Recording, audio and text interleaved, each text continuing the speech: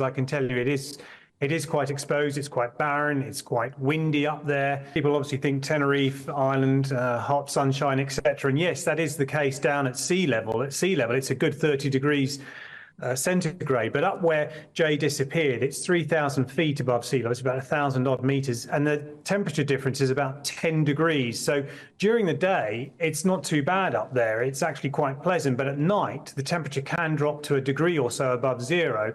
And the last thing we know that he was wearing is a pair of shorts and a flimsy t-shirt. So I think if anything, it's the cold that might be an issue up there and not the heat. I got nightmares in my head, I fear thoughts build up until I can't feel. My mind fills up into a creature, and it haunts me somewhere much deeper. I got nightmares in my head, thoughts build up until I can't. Hello and welcome to True Crime Rocket Science, the most authentic voice in true crime. Today's day 27. We're almost at the end of 4 weeks trying to find this 19-year-old from the UK. And I have to say, this aspect was something I definitely underestimated and even missed, especially in the beginning. So I can put up my hand and say, I think I was actually wrong about this. I actually think I needed to take this a lot more seriously.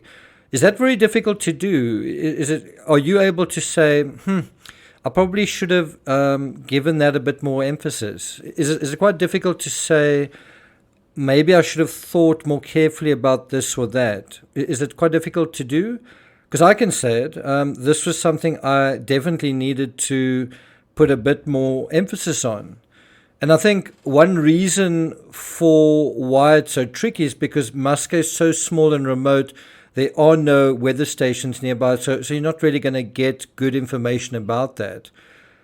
That is something I did look into, weather data, and the only weather data I could find for Tenerife was for Santa Cruz de Tenerife, which is a coastal city, basically on the opposite side of the island to Los Cristianos, on the northeast of the island. What I did establish in terms of that weather data at the time was, on the 17th of June, was that, surprise, surprise, the pertinent temperature aspect was actually cold. I think many of us, I was definitely one of them, initially assumed that heat might be a factor. And I assumed that if the minimum in Santa Cruz was 15 degrees Celsius, that surprised me. That was the minimum. Then it might be 5 or 10 degrees colder in the high mountains. Well, it turned out that it was much colder than that, very close to freezing. You've just heard the journalist from Mail Online stress that overnight temperatures might be close to zero in and around Muscat. And so, where does this take us? Before we get to that, if you haven't subscribed to the channel, please do. By the way, I'm going to be going on a road trip soon. If you guys want to follow my journey, there should be some really interesting footage. If you want to follow my journey, then follow in the members only section where we'll be posting up some video. Should be some quite colorful, quite interesting, certainly quite entertaining as well. So look out for that. If you're enjoying this analysis, please like, share, leave a comment. You can also hit the thanks button and let's get started. So the question is, where does this take us? This whole idea of overnight temperatures might be close to zero. Where does this take us? Where might it have taken Jay? Well, if Jay survived his first day lost in the wilderness, it makes sense that he would make an effort to get out of the wind and the cold and seek shelter in a cave. Now, although him seeking shelter in a cave makes sense, it makes more sense if you are really cold and the wind is also cold as well. And of course, the volcanic mountain terrain in the northwest is like black Swiss cheese. Not only are there caves everywhere, if you're not careful, if you don't mind your feet, you can also fall into one. The question here is, was he swept off? Did he sweep himself into a cave? And that is why we can't see him, because he's out of visual sight. Now, an early clue about the number 10 clue we all missed, which is not just the cold, but how cold, how extreme the cold, was something we saw in the beginning, but didn't know what we were seeing when we saw it. And I'm referring, of course, to the blanket. There was also additional reinforcement from the ITV reporter standing at the roadside in the wind, saying how she thought the cold was likely a more serious factor. But as you can see, it's actually very cold here. The temperature can get very hot during the day, very cold at night. And I hate to say it, but coming up here, I wouldn't hold out much hope if he has gone off the road, sadly. Meanwhile, you may have noticed the Mail Online reporter also made it quite clear that what would aggravate the cold is how Jay was dressed. But I think there are additional factors that aggravate the cold as well. The wind, the terrain, and the fact that Jay had limited or no sustenance. Not just the cold, it's the cold in context. And here's what I mean. Even if one is exposed to the cold, one can mitigate it, one can deal with it in various ways. I once got into serious trouble wading into a snow-filled ravine in South Korea, and my thin canvas trousers were soon soaked through. And so I eventually said to my companion, I'm gonna have to run because I'm starting to get extremely cold, and if I don't move, I'm just not going to be able to move. I could feel the teeth of the cold biting right into me. And so we started running, and it worked. But you can't do that on a mountain. You can't do it, for example, on Mount Everest or any high or steep mountain, right? It doesn't work on tricky mountainous terrain. It also has limited efficacy if it's windy or if one's lost. Running around if it's windy or one is lost is likely to get you into even more trouble if you're cold. And now another aspect to this is if you don't have much food or water, forget about being able to muster those energy resources to sort of locomote you in the first place. You're not going to be able to have the energy to get your body moving. And that's, again, a problem that occurs in the high mountains as well, on Mount Everest as well. You run out of energy. And so if you don't have that energy, you're not going to stoke those fires. You're not going to get those internal fires and thermostats turned back on. Now, I'm not going to take it further than that, but I do want to quickly refer to the many scornful comments in the previous clue, especially the previous clue, the number 9 clue we all missed. It's like people are saying, how dare you think about this case? And how dare you think about it in a way that I'm not thinking about it? How dare you have an original thought on this case? Because it certainly is something I haven't seen anywhere. How dare you? Well, let me start by saying that Jay's disappearance is kindergarten level true crime. It's not a terribly complicated case, although the search is clearly complicated by very tricky terrain. But the circumstances of the case are actually very simple and very clear. And that doesn't mean you have a 100% idea of what exactly happened. It's just that this is fairly clear.